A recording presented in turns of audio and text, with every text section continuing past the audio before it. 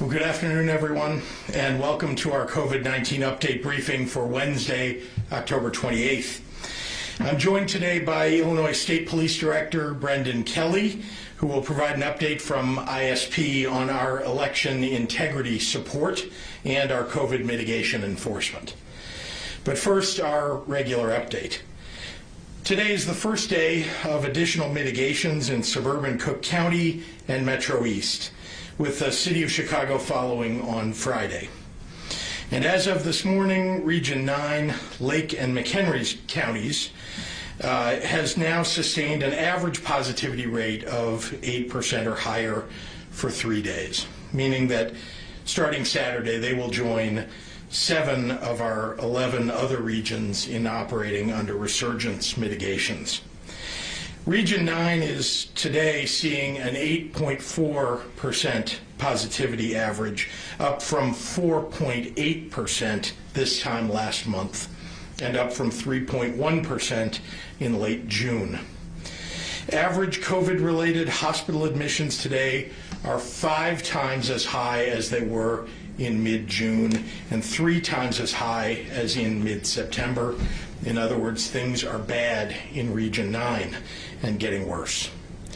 So beginning on Saturday at 12:01 a.m., public gatherings in Lake and McHenry counties will be reduced to 25 people, and indoor dining and indoor bar service will be temporarily closed, although outdoor service in tents or tented igloos and takeout, delivery, and drive-through service will remain available. We have made $220 million of business interruption grants available to any affected business. Applications for those grants for those businesses that are affected by these new mitigations are available on an expedited basis on our Department of Commerce website at dceo.illinois.gov. These resurgence mitigations aim to cut down on some of the highest risk activities until we bring down the positivity rate in Region 9 once again. As for Regions 2, 3, and 6 that remain free of resurgence mitigation measures, Region 3, which encompasses Quincy, Springfield, and much of west central Illinois, has now seen 2 days in a row of a positivity rate reaching 8%, meaning that a third day, tomorrow, would equal mitigations beginning in the region over the weekend if that happens.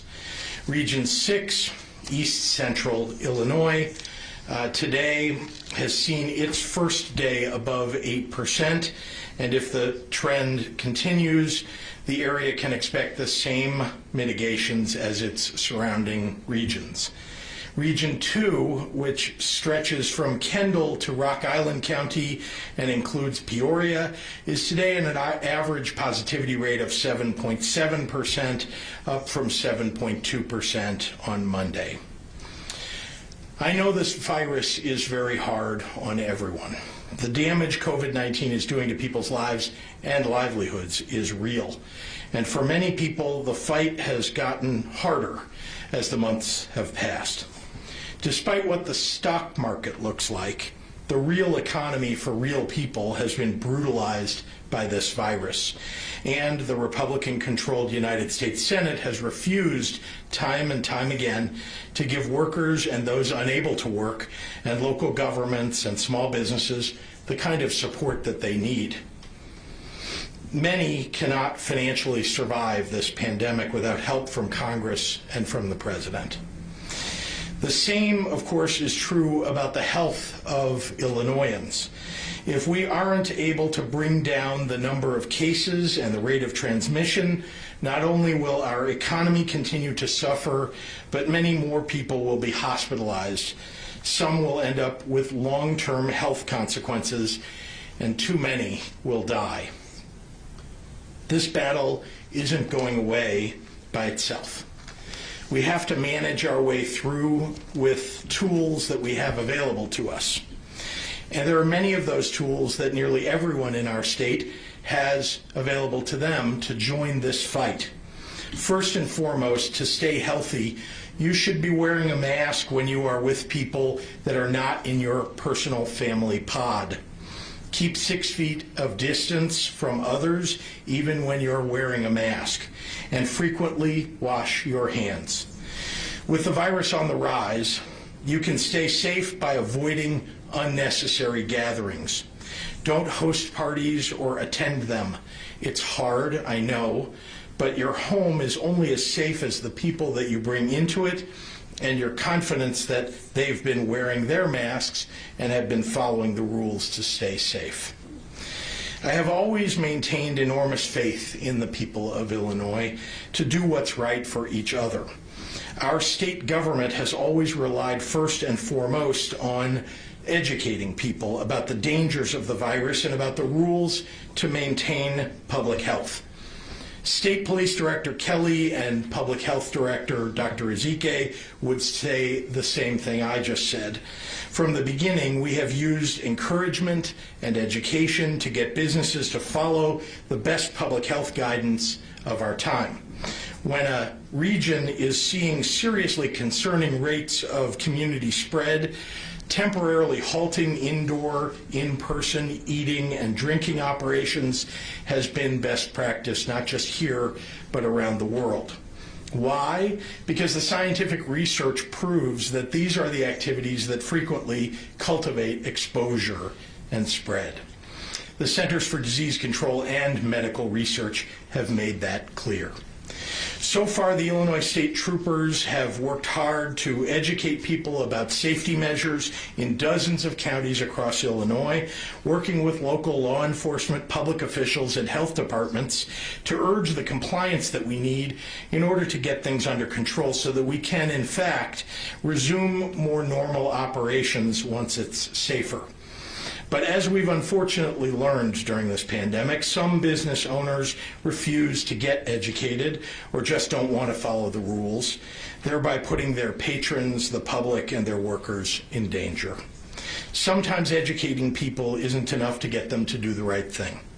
The state police have ramped up random checks of businesses that are subject to mitigation rules to identify those that aren't following them, and they've begun progressively taking more stringent action to hold scofflaws accountable. Director Kelly will talk about what that looks like in just a few minutes. And I've asked Liquor Control Commission and the Gaming Board to do the same. Local officials have a responsibility in this work as well. They are obligated to take action to keep their communities safe and to carry out the laws and regulations that are on the books. When state and national public health experts and their own local public health departments tell them things in their city, their town, and their county are getting bad, that more people will get sick and die if they don't take action, their job as a local elected or appointed leader is to lead, no matter how loudly a minority of people may criticize them, no matter how big a personal challenge that may be. Indeed, most often that's what separates good leaders from bad ones. The people of our state and our responsible business owners in our state rely upon local leaders to enforce public health guidance and hold bad actors accountable. Although I could rattle off a whole list of the incredible local leaders who have stepped up over the last 8 months to do the right thing to keep their fellow Illinoisans safe, there are also plenty of examples of local officials setting a bad example, refusing to believe the science and misleading their constituents.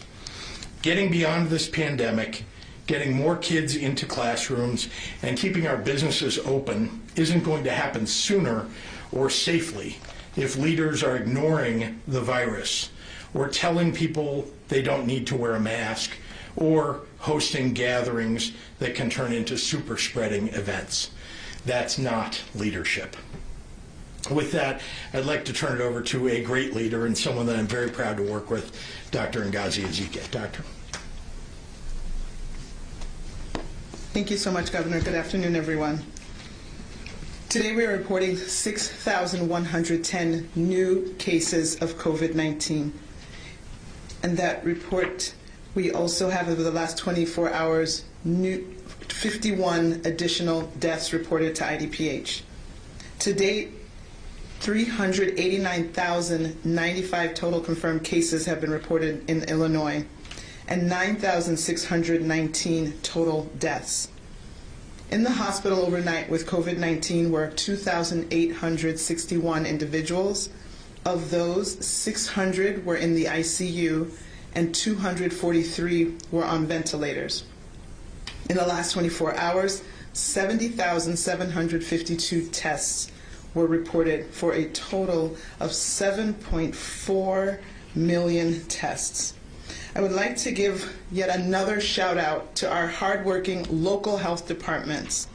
It is our local health departments that are on the front lines, tracking cases in their jurisdiction, investigating outbreaks, and supporting individuals who have indeed tested positive. These dedicated staff are working around the clock to protect all of us. And one of the ways they are protecting us is by enforcing the mask mandate and an emergency amendment to the Control of Communicable Disease Code. That amendment calls for a notice of noncompliance to be issued to a business if they are in fact in violation of the masking requirement. If the businesses do not comply, it is then subject to penalties. Local health departments are also supporting law enforcement who are working to enforce the mask mandate as well. My hope is that enforcement is not needed because people will know that wearing a mask is the smart thing to do, it's the responsible thing to do, and that it will save lives. People talk about a mask mandate infringing on their rights, but I'd have to ask, do you have the right to put the health of others at risk? You don't have the right to spread a potentially deadly virus simply because you don't want to wear a face covering. But until people step up and take responsibility, I would like to ask for you to please help our local health departments by following the mitigation measures and following the mask mandate. Like it or not, we are all tied together. We are in this together, and we get through it or not together. We will get through this, so let's work together now. Thank you, and now I'll repeat comments in Spanish. Buenas tardes a todos y gracias por estar con nosotros hoy. Hoy informamos 6,110 casos nuevos de COVID-19 en Illinois para un total de más de 389,000 casos confirmados. Desde ayer se informaron 51 muertes adicionales para un total de más de 9,600 muertes. 2,861 personas en Illinois pasaron la noche en el hospital con COVID-19. De ellos, 600 pacientes estaban en la unidad de cuidados intensivos y 243 pacientes estaban en ventiladores. Más de 70,000 pruebas de COVID-19 fueron hechas por un total de más de 7.4 millones. Me gustaría dar las gracias a todas las personas que trabajan duro en la salud pública, de los doctores y las enfermeras a los primeros responderos, especialmente a los trabajadores de los departamentos de salud locales. Ellos están en primera línea rastreando casos, investigando brotes y apoyando a las personas que han dado positivo. Ellos nos ayudan a entender lo que está pasando por todo el estado, perteneciente a brotes y educación sobre la importancia de usar cubrecaras. La gente habla de un mandato de máscara que infringe sus derechos. Pero lo que yo diría es que no tiene derecho a poner en riesgo la salud de otras personas. No tienes derecho a propagar un virus mortal simplemente porque no quiere usar una máscara. Pero hasta que las personas den un paso al frente y asuman la responsabilidad de sus acciones, me gustaría pedirle que sigan las medidas de mitigación y el mandato de usar cubrecara.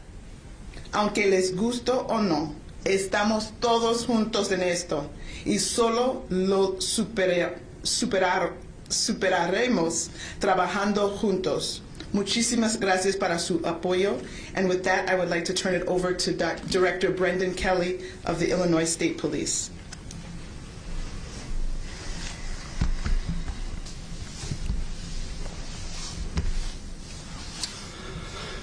Good afternoon, everyone, and thank you, Governor, for your continued support and words and actions for the Illinois State Police, and thank you, Dr. Ezike.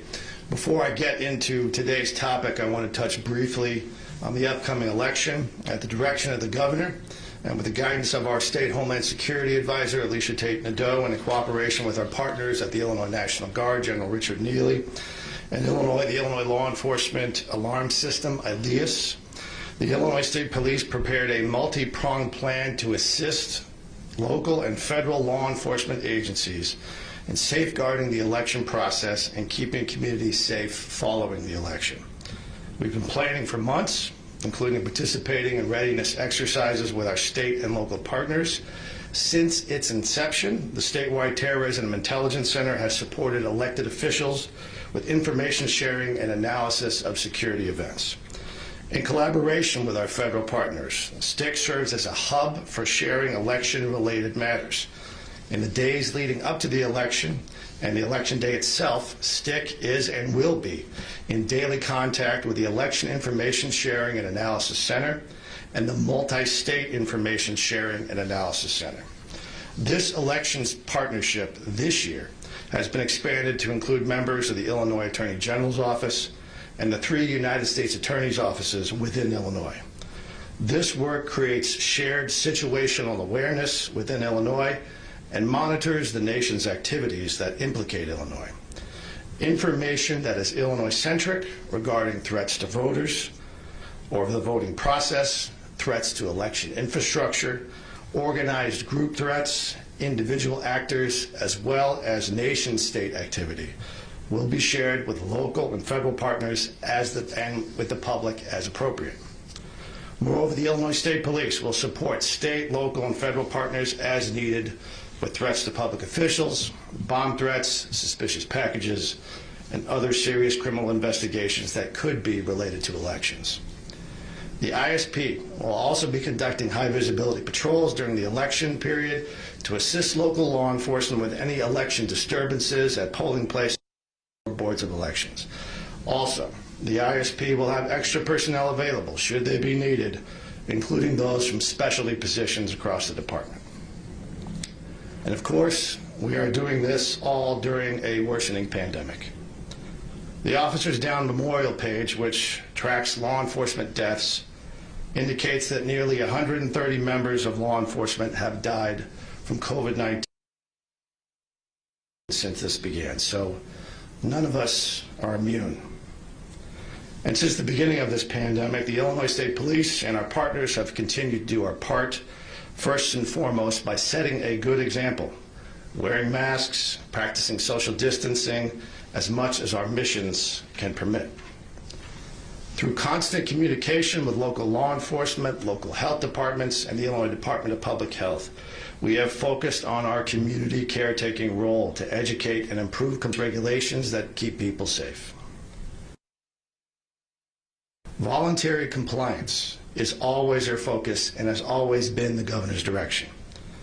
We've received referrals and complaints and worked with local health departments, local law enforcement, and the IDPH in 37 different counties and multiple health regions to promote compliance.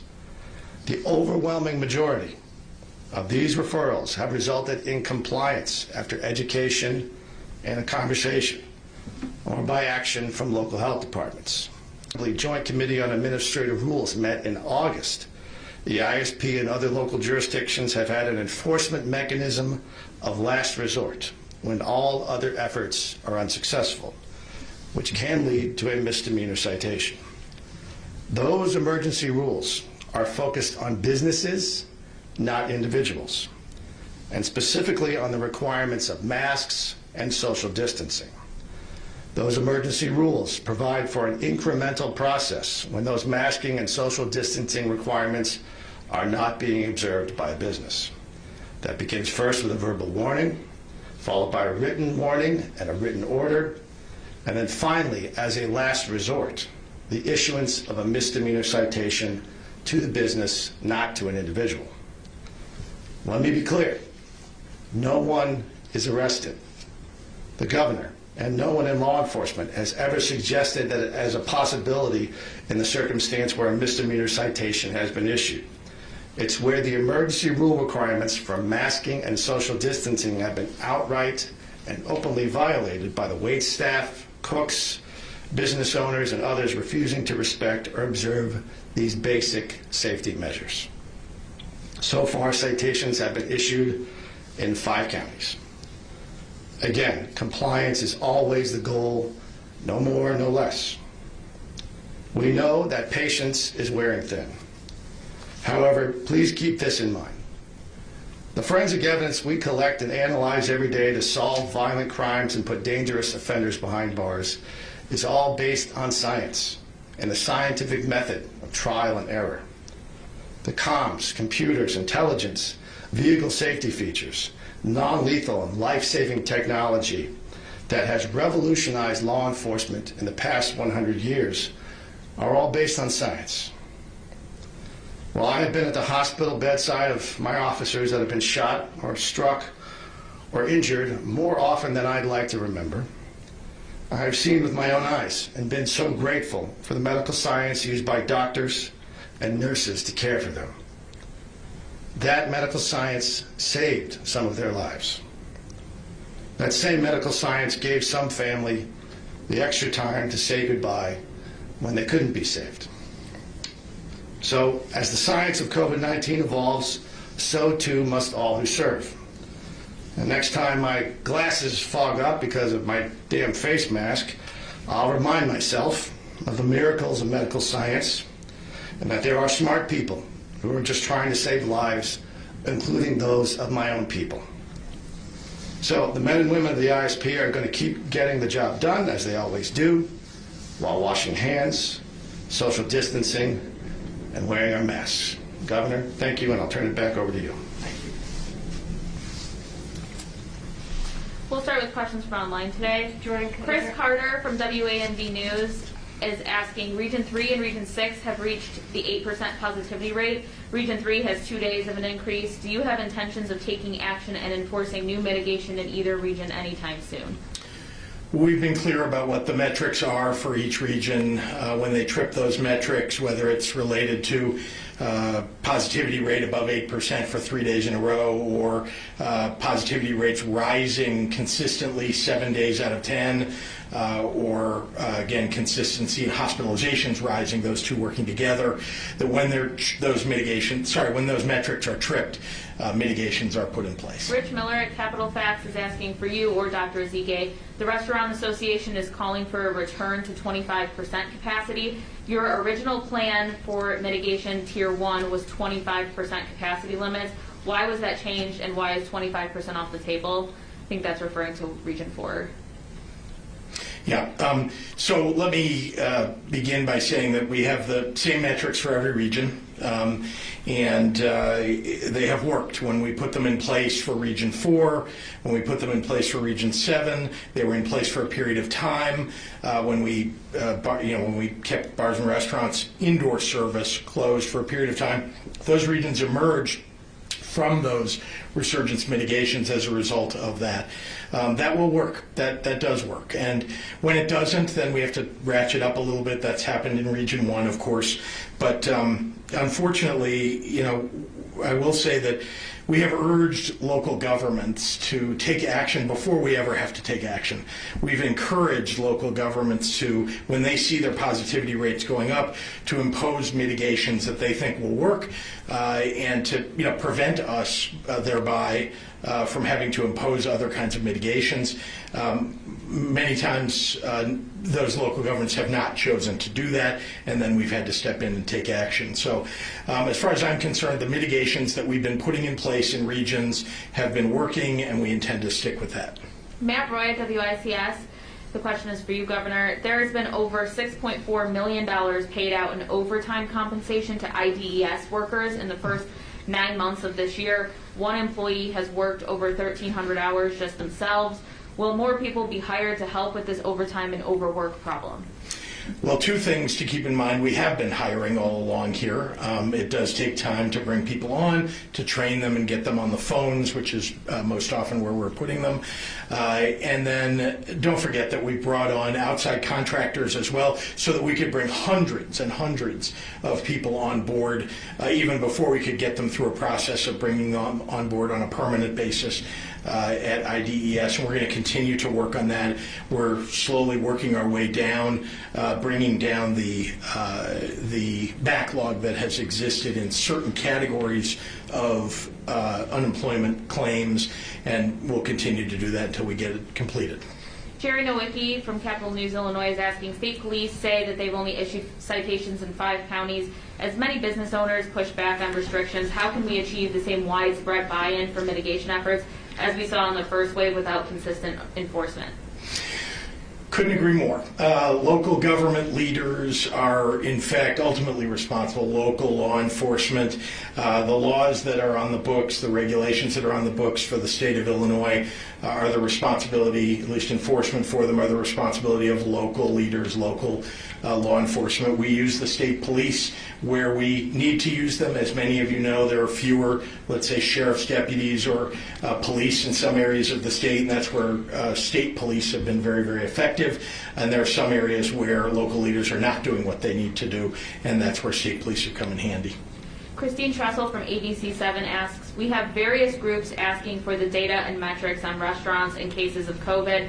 Everyone keeps asking what the data specifically shows. CDC studies, they say, are too broad and not specific to what is happening in Illinois. Mm-hmm. So let me begin by saying that we have 97 local public health departments in Illinois. Some are more technically proficient than others. And so it's taken us some time to work with those departments to get them up to speed working on the same system so that they're reporting into the Illinois Department of Public Health all of the data in all 97 of those public health departments. Remember that there are 2 sets of data, and we'll be putting that up on our website. We've done a good job, I think, of working with those 97 local public health departments. We'll be putting that data up in the coming days, probably by early next week. It will be up. Exposure data, that's one set of data, and outbreak data, that's another set of data. I want to be clear with everybody that contact tracing gets you mostly exposure data. It's, when you call somebody who is a case, somebody who has tested positive, and you get from them information, what you're getting is who have they been in contact with, in what locations, from the time, typically 14 days before somebody is tested positive to 2 days after they actually took the test when they would find out that they're positive. We're collecting as much data as we can from them. What that typically reveals is where there's been exposure. So all the places that they were at and the people that they came in contact with. So that's what contact tracing data is really all about, exposure data. And you would see, for example, if you look at the data, and we've shown some of that data to you a couple of weeks ago, that many of the listed places in which people come in contact with one another are either private homes, private gatherings, or in bars and restaurants. There are a few other places listed as well, but those are near the top of the list in exposure data. Outbreak data is a little bit different. We'll be putting that information out too, and that typically is where we can trace 2 or more cases to a place where we, that is sourced at a single location. For example, what we're looking for, because the contact tracing data doesn't tell you where somebody caught it. In fact, there's no way really to know where somebody contracted COVID-19. What we can try to determine by, again, cross-referencing the data is where have people been together at the same time, or where have there been multiple people that are spending time, some period of time in a location. And that can be labeled as an outbreak location. So you'll see that data as we come forward with it, but it'll be in the next few days or early next week. Jim Haggerty at the Rockford Advocate is asking, with COVID-19 cases increasing across the country, how much better is Illinois prepared to handle the second wave as opposed to when the virus first started spreading in the state? Well, I don't know if you recall that at the very beginning of this pandemic, we, as you remember, we didn't have enough PPE to even cover our first responders, let alone, as you saw, the healthcare workers and frontline workers who badly needed it while we even had a stay-at-home order in place. So are we much better off today? Oh boy, are we better off. We have stockpiles of PPE that we've acquired over time. We've distributed that. Every long-term care facility has PPE delivered to them. Every public health department has PPE delivered to them. We make sure and distribute PPE wherever we can. That's one example. There are many others. Remember that early on we had very few tests. I think we were one of the first states to get the original test to even try out in the state of Illinois. We only had a couple of hundred in the first week or so.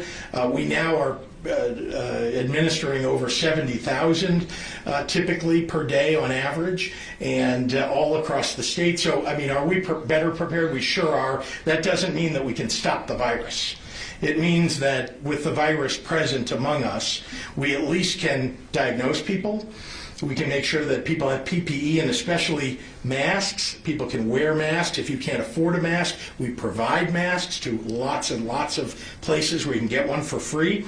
And people should wear them, please wear them. So there's a lot that we've learned from the very beginning, and I think we're much, much better prepared for this wave. Having said that, this is a tremendous wave. This COVID storm is apparently covering the entire nation. We're going to do our best to stay the best in the Midwest. We're going to do our best to bring our numbers down as fast as we possibly can. That's what the purpose of the resurgence mitigations is.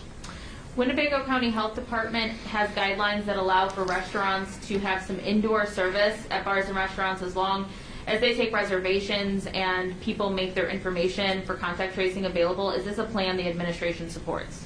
No, that's not something that's supported, and in fact it's prohibited under the resurgence mitigations that have been put in place for Region 1.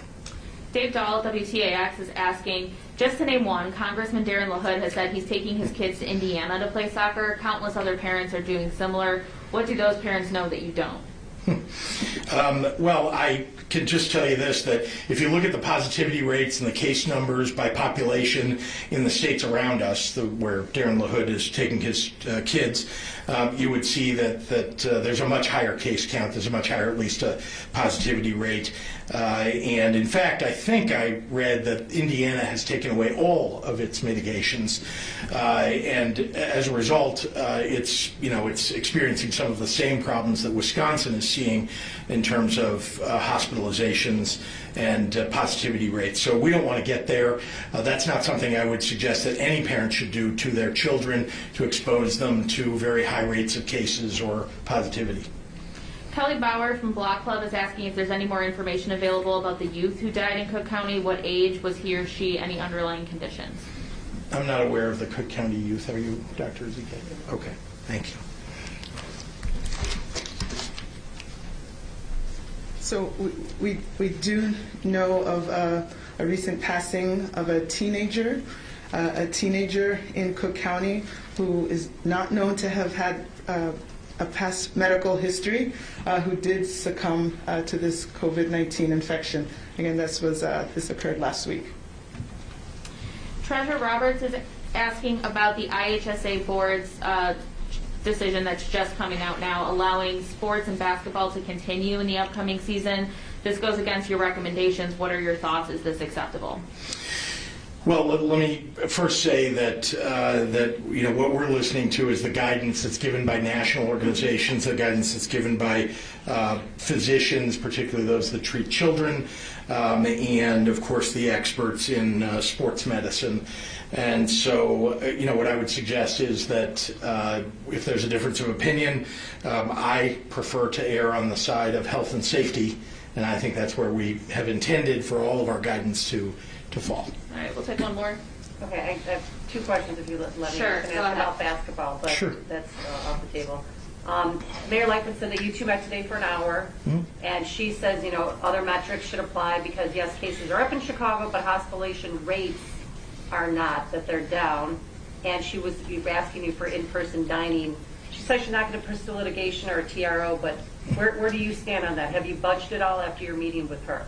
We had a great meeting, and the mayor and I talk frequently, and we're always very frank with one another.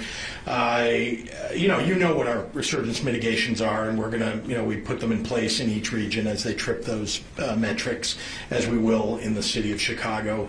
And then I'm sorry, there was a piece of that you asked about some specific. Well, she just is concerned that the family gatherings, if people aren't eating in restaurants, they're going to be forced to get food to go and possibly have more people over in their house. And according to her, that's the #1 spread of COVID is family gatherings in Chicago. According to their it's the #1 across the country. We're literally hearing that from the CDC and from public health departments across the country, is that many people are having private gatherings in their homes, and that is a significant source of spread. As we know, bars and restaurants are also a significant source of spread. These are all facts that we agree upon. I think that what everybody understands is that we should do everything that we can. People should understand, as I said in my remarks, that having a gathering with people at your home that are not part of your personal family pod is taking some level of risk. And so, #1, please, people should wear a mask. Right? I just want to remind everybody, because I know it's tempting. We're friends with somebody, and you think that, well, my friend isn't going to give me COVID, right? And they don't mean to. They would never mean to. Or your family member that you invite over who doesn't live with you and has a life outside of yours. We're just trying to educate people, as we always have, and then to the extent that we can limit interactions. In places where we know there's spread, that's what we're trying to do, especially in the midst of a COVID storm that's hit the state and the nation. And back to that breaking news from IHSA, you're not going to try and stop them? Because they said that it'll be up to each school district to decide if they're going to play basketball. Well, we've told school districts what the rules are, and I think they all know. IHSA may have their views of it, but school districts know what the rules are, and I think that, it's unfortunate, but they would be probably taking on legal liability if they went ahead and moved, beyond what the state has set as the mitigation standard. Can I just ask Director Kelly? Can I ask Director Kelly one question? Yeah, go ahead. Thank you very much. Hi, how are you? Hi. So you had mentioned that you handed out 5 citations to restaurants that were not following social distancing and masking up. What is your new role going to be now that we have Region 11, Region 9, all these different regions, parts of the state that aren't supposed to have in-person dining?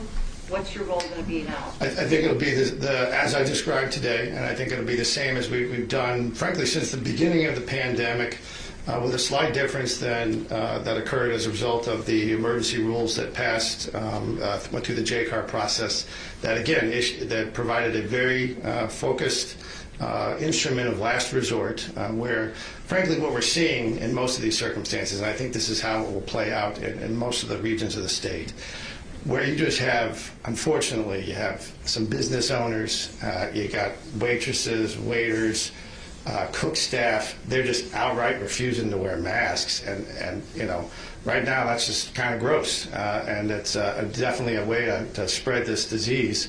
And when we've gone through that educated process and sought voluntary compliance, following the emergency rules as they require us to do, a very incremental process that requires education, which requires a verbal notification, then a written warning. If at the very end of that you still don't have compliance, and even if it's a decent compliance and it's imperfect, you still have that process. That's usually what we're seeing when the misdemeanor citation is issued, and then that process goes forward with all 102 different states' attorneys that we have in the state. But are you going to go in if they're not supposed to have in-person dining? Are you going to go in there and ticket them, or give them a warning to shut down? It's the process I just described to you. Okay. Yep. All right. Thank you very much. Yes, ma'am. Thank you.